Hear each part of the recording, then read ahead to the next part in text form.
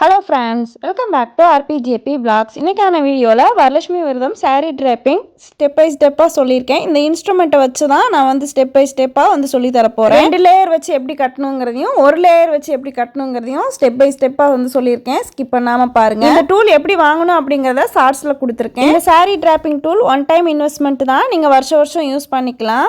எது செய்யறதா இருந்தாலும் பிள்ளையார் பிடிச்சி வச்சுட்டு அதுக்கப்புறமா தான் ஆரம்பிக்கணும். ஒரு பிளேட்டில் பிள்ளையார் பிடிக்கிற அளவுக்கு மஞ்சள் சேர்த்துட்டு அது கூட நல்ல தண்ணி சேர்த்து பிள்ளையார் மாதிரி பிடிச்சிட்டு அது மேலே வந்து அருகம்புல் சேர்த்துட்டு பொட்டு வச்சுட்டு அவ்வளோதான் பிள்ளையார் தயாராகிடுவாங்க. இது செஞ்சுட்டு தான் நம்ம வந்து சாரீ ட்ராப்பிங் ஆரம்பிக்க போகிறோம். மஞ்சள் பிள்ளையார் எடுத்து அப்படியே ஒரு வெற்றிலையில் வச்சுட்டு சாரீ ட்ராப்பிங் ஆரம்பிச்சுக்கலாம். நீங்கள் வெற்றிலை இல்லை அப்படின்னா ஒரு பிளேட்டில் கூட இந்த மாதிரி வச்சுக்கோங்க. அடுத்து கலசம். முக்கியமாக பார்க்க வேண்டியது என்னென்னா, நீங்கள் இந்த சாரீ ட்ராப்பிங் டூல் கலசத்துக்கு தகுந்த மாதிரி கிடைக்கிது. கலசம் நீங்கள் எந்த அளவுக்கு வச்சுக்கிறீங்களோ அதில் செக் பண்ணி வாங்கிக்கோங்க. ஆன்லைனில் வாங்குறதா இருந்தாலும் செக் பண்ணி வாங்கிக்கோங்க. எந்த அளவுக்கு கலசம் வச்சுருக்கீங்களோ அந்த அளவுக்கு பெருசாகவும் சின்னதாகவும் இந்த சாரீ ட்ராப்பிங் டூல் கிடைக்கும். இனிமேல் தான் கலசம் வாங்க போகிறீங்கன்னா சாரீ ட்ராப்பிங் டூல் வாங்கிட்டு அதை வச்சுட்டு நீங்கள் அதுக்கப்புறமா அதுக்கு தகுந்த மாதிரி கலசம் வாங்கிக்கோங்க. இப்போ கரெக்டாக ஃபிட் ஆகுது பாருங்கள். இதுக்கு மேலே வந்து அம்மன் முகன் வச்சு ரெடி பண்ணிக்கலாம். ஒரு சாரியை ஃபுல்லாக எடுத்துக்கிட்டேன். அதோட ப்ளவுஸ் பகுதியிலேருந்து முந்தான பகுதி வரைக்கும் எதுவுமே வந்து நான் கட் பண்ணாமல் அப்படியே தான் வந்து ட்ராப் பண்ணுறேன். இந்த மாதிரி சாரீ ட்ராப் பண்ணிக்கலாம் ஃபஸ்ட்டு. இப்போ வர சாரீலாம் அப்படியே மடிப்பு வந்து இதே மாதிரி சின்ன சின்னதாக இருக்கிறனால மடிப்பு எடுக்கிறதுக்கு ஈஸியாக இருக்கும். அம்மனுக்கு கட்டுற சேலை கண்டிப்பாக புதுசாக தான் இருக்கணும். இந்த சேலையில் நான் ஓரம் அடிக்கலை. அம்மனுக்கு கட்டுறதுனால ஓரம் அடிக்காமல் செய்கிறது தான் சிறப்பாக இருக்கும். காட்டன் புடவை எடுத்துக்கிட்டிங்கன்னா மடிப்பு எடுக்கிறதுக்கு ஈஸியாக இருக்கும். மடிப்பு கலையாமல் இருக்கிறதுக்கு அங்கங்கே புதுசாக வாங்கின பின் போட்டுக்கிறேன். நீங்கள் அப்படி இல்லை அப்படின்னா நீங்கள் வந்து கிளிப் கூட வந்து பயன்படுத்திக்கலாம். புது சேலையில் மடிப்பு அப்படியே இருந்தனால நான் அப்படியே எடுத்துட்டு ஒரு பின் பண்ணிக்கிறேன், கலையாமல் இருக்கும். இந்த பகுதி முடித்ததும் ஆப்போசிட் சைடில், அதாவது முந்தி இருக்கும்ல, அதை வந்து இதே மாதிரி வந்து மடித்து எடுத்துக்க போகிறேன். அதை வந்து கழிச்சிட்டு திரும்பவும் வந்து மடிச்சுப்பேன். இப்போதைக்கு ரஃபாக மட்டும் வச்சு ஒரு பின் பண்ணி வச்சுக்கிறேன். 2 பக்கமும் இந்த மாதிரி இடைப்பகுதியில் கொஞ்சம் இடம் மட்டும் விட்டுட்டு இந்த மாதிரி 2 பக்கமும் பின் பண்ணி எடுத்துக்கலாம். மறுபடியும் மடிக்கிற மாதிரி வரும். ஆல்ரெடி ஃபர்ஸ்டே மடிச்சிட்டோம்னா 2 லேயர் வந்து வராது. அதுக்காக இந்த மாதிரி மடிச்சு வச்சுட்டு லாஸ்ட்டாக மடிச்சுக்கிறேன். ஒரு லேயர் தான் மடிக்கிறீங்க அப்படிங்கும்போது சாரீ எப்படி கட்டுவோமோ அதே மாதிரி மடித்து எடுத்துக்கலாம். இப்போதைக்கு 2 பக்கமும் ஈக்குவலாக இடையில கொஞ்சம் பகுதியை மட்டும் விட்டுட்டு 2 பக்கமும் பின் பண்ணி வச்சுக்கிறேன். கிளிப் இருந்தால் கூட நீங்கள் கிளிப் யூஸ் பண்ணிக்கோங்க. மடிப்பு எடுத்ததுக்கு அப்புறமா ஒரு தடவை வந்து செக் பண்ணிட்டு அதுக்கப்புறமா 2 பக்கமும் எவ்வளோ விட்டுருக்கேன்னு பாருங்க.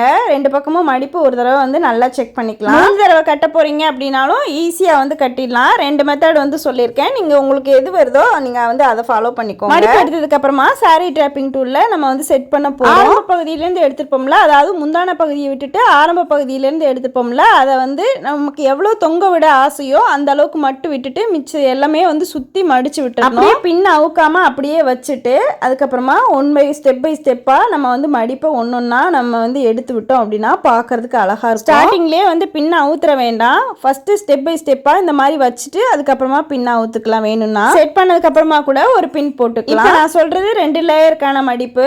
எந்த அளவுக்கு நீங்கள் தொங்க விடணுமோ அந்த அளவுக்கு மட்டும் தொங்க விட்டுட்டு மிச்சத்தை வந்து சுற்றி வச்சுடுங்க. பின்னாடி பக்கம்னா மடிப்பை வந்து நம்ம எடுத்து விட்டுக்கலாம். சுற்றி வர பேக் சைடு தவிர மற்ற எல்லா பக்கமும் இதே மாதிரி வந்து நம்ம மடிப்பை எடுத்து விட்டோம்னா பார்க்கறதுக்கு அழகாக இருக்கும். கீழே எந்த அளவுக்கு வேணுமோ அந்த அளவுக்கு தொங்குற மாதிரி வச்சுட்டு மடிப்பை எல்லாத்தையும் கரெக்டாக வந்து அரேஞ்ச் பண்ணிக்கிறேன். லாஸ்ட்டாக மடிப்பெல்லாம் எடுத்துட்டு கரெக்டாக வந்து காட்டுறேன் பாருங்க. பேக் சைடு தவிர சுற்றி வர இதே மாதிரி எடுத்து விட்டுக்கலாம். ஓரளவுக்கு எடுத்து விட்டதுக்கு அப்புறமா பின்னாடி பகுதியை நம்ம வந்து எக்ஸ்ட்ரா விட்டுருக்கோம்ல, அதை எடுத்து சுற்றி கொண்டு வந்து நம்ம 2வது லேயர் வச்சுக்கலாம். ஒரு தடவை சுற்றி கரெக்டாக லேயருக்கு கரெக்டாக வருதான்னு செக் பண்ணிட்டு அதுக்கப்புறமா ஒரு நூல் வச்சு நம்ம ஆல்ரெடி கீழே கட்டியிருக்கோம்ல அதை வந்து நூல் வச்சு கட்டிக்கிறேன். அவுறாமல் இருக்கிறதுக்காக நீங்கள் பின் கிளிப்பு எது வேணாலும் நம்ம யூஸ் பண்ணிக்கலாம். நான் மஞ்சள் நூல் வந்து யூஸ் பண்ணியிருக்கேன். இந்த மாதிரி கட்டி வச்சிட்டோம் அப்படின்னா அவுறாமல் இருக்கும். 2 லேயர் கட்டுறப்ப ஒரே லேயர் அப்படின்னா நீங்கள் இந்த ப்ராசஸ் வந்து செய்ய தேவையில்லை. மஞ்சள் நூல் போட்டு அந்த ஃபர்ஸ்ட் லேயரை மட்டும் வந்து மடிப்பும் அவராது, நம்ம கட்டுற வந்து சேலையும் அவராது. இது வழுக்கிற மாதிரி சேலையாக இருக்கிறதுனால நான் வந்து இந்த மாதிரி பண்ணிக்கிட்டேன். காட்டன் சேலையாக இருந்தாலும் நீங்கள் இந்த மாதிரி வந்து பண்ணிக்கலாம். நம்ம அவராமல் இருக்கும். 2 நாள் 3 நாள் வைக்கிறப்ப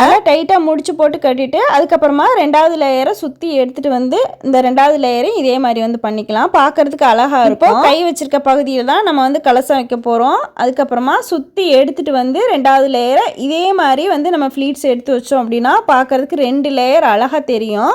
எடுத்துகிட்டு வந்து ஒன்றா வந்து அரேஞ்ச் பண்ணிக்கலாம். எடுத்துகிட்டு வந்ததுக்கப்புறமா பின்னாடி சைடு வந்து நிற்காது, அந்த 2 சைட்லேயும் வந்து பின் போட்டுட்டு இல்லாட்டி கிளிப் குத்திட்டு அதுக்கப்புறமா ஃப்ளீட்ஸ் எடுத்து வச்சிங்க அப்படின்னா கரெக்டாக வரும். 2 லேயரில் விருப்பம் இருக்குது அப்படின்னா நீங்கள் இதே மாதிரி வந்து செஞ்சுக்கலாம். கலசத்தோட அமைப்பை ஒவ்வொரு வருஷமும் ஒவ்வொரு மாதிரி பண்ணியிருக்கேன். போன வருஷம் இதே மாதிரி அடியில் வந்து பித்தளை கொடை வச்சு அதுக்கு மேலே கலசம் வச்சு பண்ணியிருக்கேன். 2 குச்சி வந்து யூஸ் பண்ணிவிட்டு அதுக்கப்புறமா பண்ணியிருப்பேன். நீங்கள் வேணும்னா நீங்கள் அந்த வீடியோவும் பார்த்து யூஸ் பண்ணிக்கலாம். கீழே டிஸ்கிரிப்ஷனில் கொடுக்குறேன். இந்த மாதிரியெல்லாம் இல்லை, கலசம் மட்டும் இருக்குது, சின்னதாக இருக்குது, ப்ளவுஸ் பிட் இருக்குது அப்படின்னா அதுக்கு தகுந்த மாதிரியும் நான் வந்து துணி வச்சு செஞ்சு காட்டியிருக்கேன். அதையும் நான் டிஸ்கிரிப்ஷனில் கொடுக்குறேன். நீங்கள் வேணும்னா வந்து பார்த்து செக் பண்ணிவிட்டு அதே மாதிரி வந்து 2025க்கு நான் வரலட்சுமி பூஜை செய்யலை. தீட்டுக்காலம் அப்படின்னா ஒரு வருஷத்துக்கு நம்ம வந்து செய்யக்கூடாது.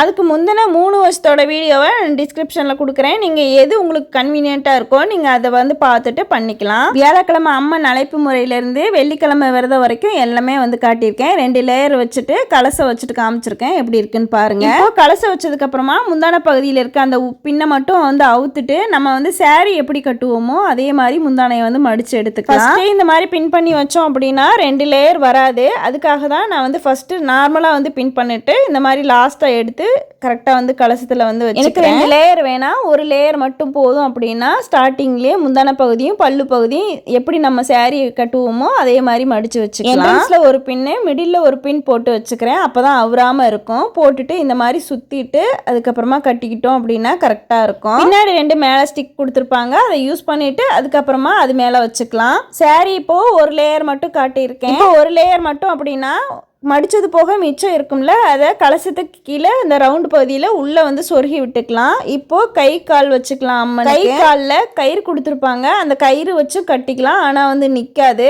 சாரியோடு சேர்த்துட்டு ஒரு சுற்றிட்டு அதுக்கப்புறமா வந்து கயிறு வச்சு கட்டிக்கலாம். நீங்கள் ஸ்டிக் யூஸ் பண்ணுறீங்க அப்படின்னா நான் பின் போட்டு யூஸ் பண்ணிக்கிறேன். ஒவ்வொரு பகுதியிலும் கை கால் 4மே 4 விதமாக இருக்கும். ரைட் சைடில் இருக்கிறது இந்த மாதிரி ஆசீர்வாதம் பண்ணுற மாதிரி இருக்கும். அதுலேருந்து காசு காயின் கீழே விழுகிற மாதிரி நம்ம செட் பண்ணிக்கலாம். பின் போட்டு நான் செக்யூர் பண்ணிட்டேன். அது மாதிரி லெஃப்ட் சைடும் இதே மாதிரி கயிறு இருக்கும். வேணும்னா நீங்க வந்து கட்டிக்கலாம். இந்த கை கீழே பார்த்த மாதிரி இருக்கும். இது நீங்க ஒரு வருஷம் வாங்கி வச்சுக்கிட்டீங்கன்னா அடுத்த வருஷத்துக்கு யூஸ் பண்ணிக்கலாம். ரேட்டுக்கு தகுந்த மாதிரி நமக்கு டிஃப்ரெண்டா வந்து சைஸ் வேணும்னாலும் இதை விட பெருசாகவும் கிடைக்கும். நீங்க பார்த்து வாங்கிக்கோங்க. இந்த கை நிக்கல அப்படிங்கறனால என்ட்ரன்ஸ்ல ஒரு பின் போட்டு செக்யூர் பண்ணிக்கிட்டேன். பின் புதுசா வாங்கினதை யூஸ் பண்ணிக்கோங்க, சரியா இருக்கும் எல்லாத்துக்குமே. இதே மாதிரி காலும் வந்து செட் பண்ணிக்கிறேன் 2 பகுதியிலையும். என்ட்ரன்ஸ்ல மட்டும் சாரியோட மடிச்சுட்டு பின் போட்டுக்கோங்க. அப்புறம் மித்த பகுதியை வந்து பார்க்கறதுக்கு அழகா தெரியும். சாரியை கால் முழுக்கவே வந்து சுத்திக்கலாம். நான் வந்து கொஞ்சம் வந்து தெரியிற மாதிரி வந்து பின் பண்ணியிருக்கேன். அப்போதான் 3 நாளைக்கு விழாம இருக்கும். வியாழக்கிழமையே நான் அம்மன் அழைப்பு வந்து பண்ணிடுவேன். அதுக்கப்புறமா கலசத்துல உள்ள போடுற பொருள் எல்லாமே போட்டுட்டு பச்சரிசி இல்லாட்டி தண்ணீர் வச்சு நம்ம கலசம் அமைச்சுக்கலாம். சாரி கட்ட தெரிஞ்சவங்க இந்த மாதிரி சாரி டிராப்பிங் யூஸ் பண்ணி வருஷம் இதே மாதிரி பண்ணிக்கலாம். மேலே வந்து தேங்காயை வச்சுட்டு அம்மன் முகம் வந்து இருக்கும். அதில் வந்து மஞ்சள் கயிறு வந்து கட்டி வச்சிருக்கேன் ஆல்ரெடி. அதை வச்சு இந்த மாதிரி வந்து கட்டிக்கலாம். இப்போ வந்து நான் டெமோக்கு தான் வந்து காட்டியிருக்கேன். அம்மன் அழைப்புக்கு முன்னாடி தான் கலசத்தில் நீரோ